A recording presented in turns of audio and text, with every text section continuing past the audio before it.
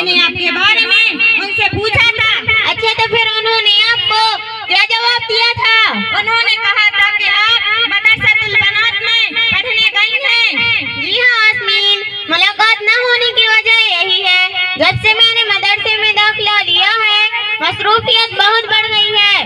फजर की नमाज पढ़ने के बाद नाश्ता करती हूँ और फिर कुरान करीम और दीनी किताबें लेकर सीधी मदरसे पहुँचती हूँ। छुट्टी के बाद घर आने पर घरेलू कामों में माँ का हाथ बटाती हूँ।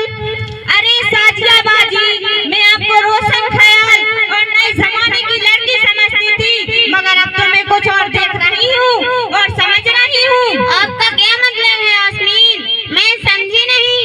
मेरी प्यारी बड़ी बहन, मेरी बात का मतलब सिर्फ ये है कि आप जो मदरसे में तालीम हासिल कर रही हैं, ये तालीम इस जमाने में किसी काम की नहीं है। ये तालीम से कोई फायदा नहीं है, ये पुराने ख्यालों की है। इस तालीम से ना तो डिग्री मिलती है और ना ही सर्विस मिलती है।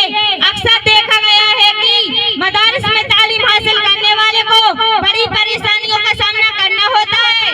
आसमीन, तौबा करो मेरी छोटी बहन, तौबा करो। तुम अल्लाह ताला को और अपनी हकीकत को भूलकर ऐसी बातें कर रही हो। ओफो साजिया बाजी, आप तो बुरा मान गई। मेरी बात का मकसद सिर्फ ये है कि आप जो मदरसे में तालीम हासिल कर रही हैं, ये तालीम इस जमाने में किसी काम की नहीं है। इस तालीम से कोई फायदा हासिल नहीं किया जा सकता। ना तो मदारिस में तालीम हासिल करके कोई डिग्री मिलती है और ना ही सर्विस मिलती है। अब तुम ही बताओ, फिर रोजी रोटी का मसला कैसे हल होगा?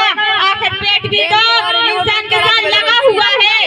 तअज्जुब है आसमीन, आप पढ़ी लिखी होकर भी ऐसी जहालत की बातें कर रही हो।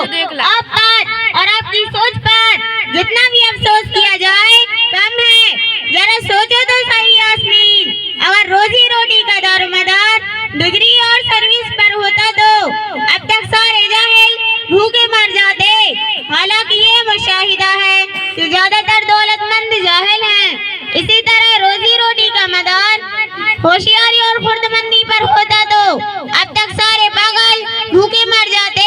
लेकिन ऐसा नहीं है, पागल भी जी रहे हैं और खा रहे हैं। मेरी प्यारी बहन आसमीन, हमारा अकीदा तो सिर्फ अल्लाह पर है।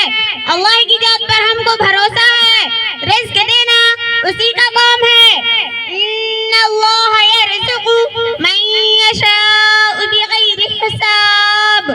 अल्लाह जिसको चाहता है बेहिसाब रिज़्क देता है। एक जगह इरशाद फरमाया, वमा मिन दाब्बतिन फिल अर्ज़ि इल्ला अलल्लाहि रिज़्क़ुहा। हर जानदार के रिज़्क की जिम्मेदारी अल्लाह ने अपने जिम्मे ली है। मेरी प्यारी बहन आसमीन, जरा सोचो तो सही, जब रिज़्क की जिम्मेदारी अल्लाह पर है, खिलाने पिलाने और जिलाने वाला वही है, तो सर्विस और डिग्री पर भरोसा करना जहालत और नादानी नहीं तो और क्या है? इससे बड़ी बेवकूफी और क्या हो सकती है कि हम रज़्ज़ाक़ की शान रज़्ज़ाक़ियत को भूलकर अहद और मनासिब से अपना यकीन वाबस्ता कर लें। और फिर हमें तो वो इल्म हासिल करना चाहिए जो हमारे लिए जरूरी है। तो साजिया बाजी, इसका मतलब ये हुआ कि इल्म दीन हासिल करना हम सबके लिए जरूरी है। हाँ मेरी प्यारी बहन आसमीन, इल्म दीन हासिल करना हम सब मुसलमानों के लिए जरूरी है।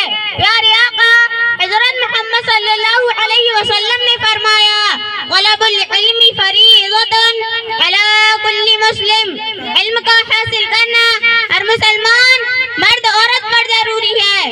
अरे साजिया बाजी, क्या मर्द औरत दोनों के लिए हुक्म है? जी हाँ आसमीन, ये हुक्म दोनों के लिए है।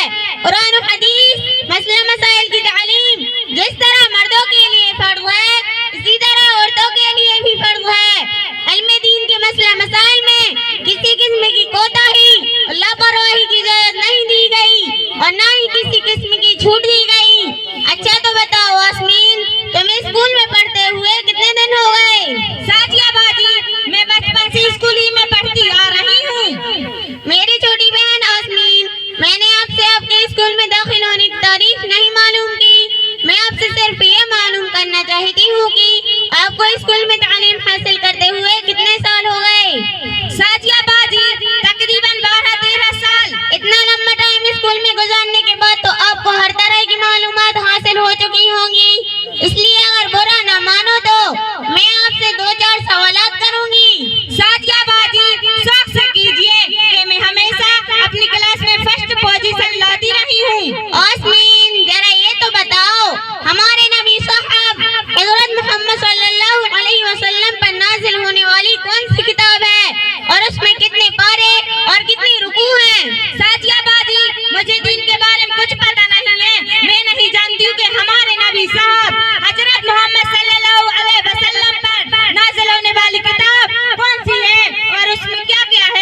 खुदा की पनाह अफसोस सद अफसोस तुझ पर और तेरे माँ बाप पर कि उन्होंने ये तक नहीं बताया कि हमारे नबी पर कौन सी किताब नाजिल हुई।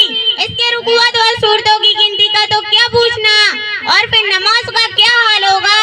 मिफ्ताहुल जन्नत अस्सलाह, तर्जुमा जन्नत की कुंजी नमाज है, यानी जन्नत की चाबी नमाज है। और फिर रोजे का क्या हाल होगा। सोमो